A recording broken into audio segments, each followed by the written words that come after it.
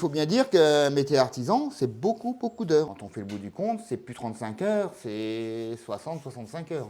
Bonjour Christophe, bon t'es peintre, je pense que ça se voit. Est-ce que tu peux nous en dire plus? Alors je suis à la retraite, et je me suis mis en micro-entreprise pour aider mon fiston qui reprend la suite. Salut Steve, alors c'est toi qui as repris l'entreprise de ton papa, tu peux me dire pourquoi? Mon papa, le week-end, nous emmenait sur les chantiers. J'ai vu la clientèle qu'il avait. Et puis le contact avec les clients et tout, ça m'a plu. Et je me suis dit, pourquoi pas, au lieu d'abandonner l'entreprise, pourquoi pas la reprendre? Est-ce qu'il y a quelque chose qui t'a surpris à la reprise? Il y a plus de gestion que quand on est simple ouvrier. Le soir, il y a les déplacements pour aller faire les devis, prendre les prises de mesure.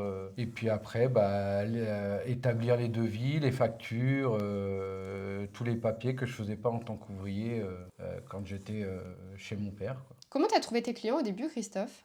Au début, c'est beaucoup de gens qui me connaissaient un peu. J'ai travaillé pour des HLM en attendant d'avoir une clientèle attitrée. Après, ça se fait avec le bouche à oreille. Et toi Steve? Grâce au nom de famille de mon papa, j'ai la chance d'être connu, on va dire, dans le domaine de la peinture.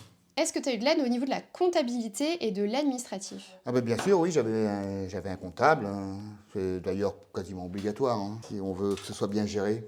Toi Steve, tu m'as dit que tu utilisais une application spéciale pour la compta, tu peux m'en dire plus? Ça calcule déjà, ça me fait mes devis, ça les transforme en facture. Ça m'enregistre mes clients aussi et ça me calcule aussi Mon chiffre d'affaires au fur et à mesure que les chantiers sont acceptés ou pas. T'as changé quelque chose à la reprise de l'entreprise de ton papa?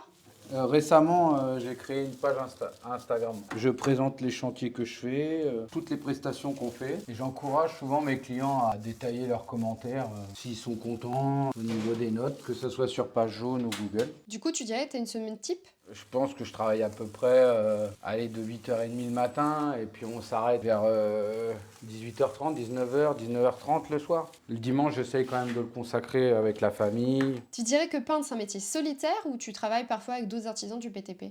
C'est vrai qu'on est souvent tout seul. Après, on a notre radio. Souvent, nous les peintres, on est les derniers. Donc on croise les carreleurs des fois, les électriciens un peu. Mais on voit rarement, par exemple, les couvreurs ou les maçons. Souvent, c'est eux qui passent bien avant nous. C'est assez agréable, c'est sympa. Puis ça permet de faire des rencontres, d'échanger des conseils.